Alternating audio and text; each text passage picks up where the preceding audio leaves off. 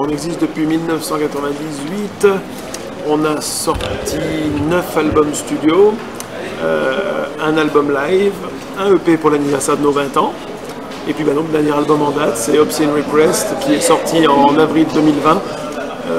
Voilà, notre musique, je la défais, alors beaucoup de gens la définissent comme du death grind, brutal death grind, parce que dès qu'il y a beaucoup de blast, on dit brutal.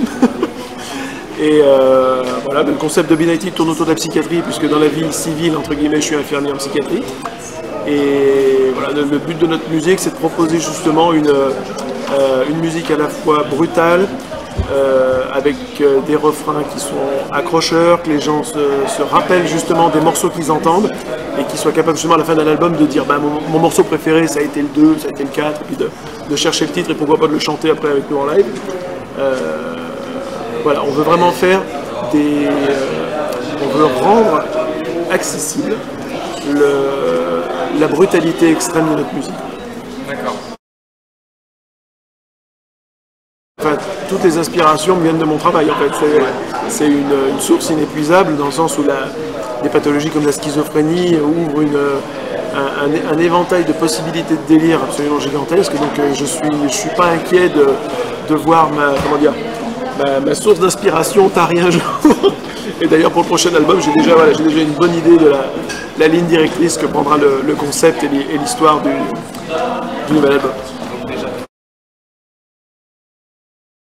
Et la délivrance après une grosse période de frustration, parce qu'on avait pu faire un festival en été 2020 qui était en République tchèque, donc c'est la première fois où on a joué des morceaux d'Obscene Request sur scène. Là de pouvoir les rejouer, c'était un bonheur infini, parce que voilà, c'est des morceaux qu'on trouve presque vieux déjà maintenant, ça fait 1 an et demi que l'album est sorti. On a l'impression que les morceaux sont déjà un peu anciens, et pourtant quand on arrive sur scène, ils sont tout frais, quoi. Et non, c'est un grand plaisir de pouvoir enfin promouvoir cet album. On a les dents qui rayent le parquet tellement on a envie d'être sur scène et de montrer aux gens justement parce que le gros travail qu'on avait fait pour cet album, ce que rendent les morceaux sur scène, quoi. En l'occurrence, c'est vraiment des titres qu'on composait pour nos fans. C'est-à-dire qu'il y a...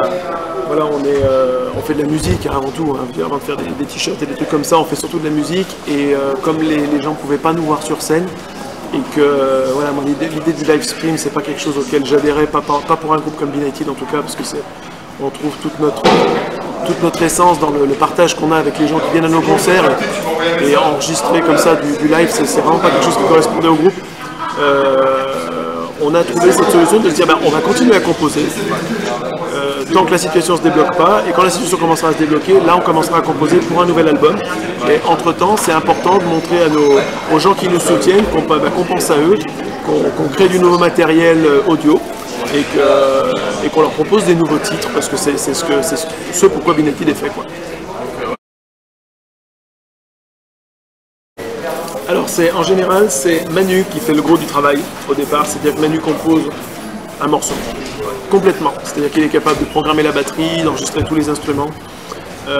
Après, en général, moi je vais chez Manu, des fois Pierre vient avec moi, et ensemble, on bosse sur la structure, sur des idées d'arrangement, parce qu'il nous envoie le morceau, on bosse tous de notre côté dessus pour essayer de trouver des idées pour l'enrichir, qu'est-ce qui pourrait servir de refrain, qu'est-ce qu'il faut peut-être faire revenir comme riff. Moi par rapport à mes idées de chant, parce que comme effectivement les refrains, le chant est très important dans B-Nighted, c'est important que je mette mon petit grain de sel dans la composition. Et puis souvent j'ai des idées complètement anti-musicales que Manu n'aurait pas, et ça se complète vachement bien. Et on bosse ensemble jusqu'à ce que le morceau nous semble le plus efficace et le plus surprenant possible, en fait.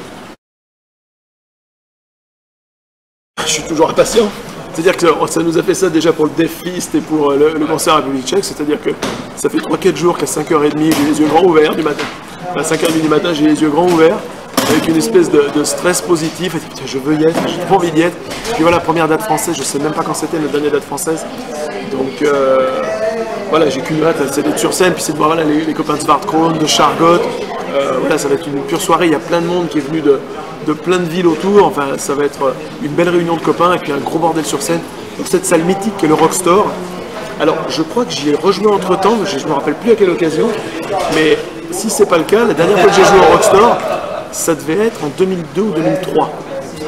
Donc ça fait tout bizarre de me retrouver ici à nouveau et voilà, je suis très content que ce soit pour une occasion comme ça, quoi.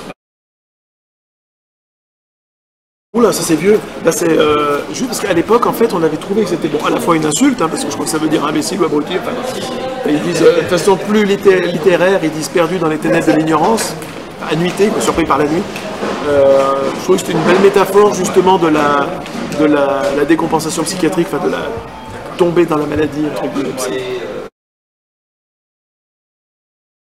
Eh ben, hâte d'être sur scène et hâte de voir le bordel que les gens vont mettre dans la fosse, parce que moi justement c'est ce que j'adore dans les concerts, si tu veux, avec les gens qui nous soutiennent, c'est que nous on fait le show mais eux ils font le show pour nous et c'est vraiment un truc que j'adore.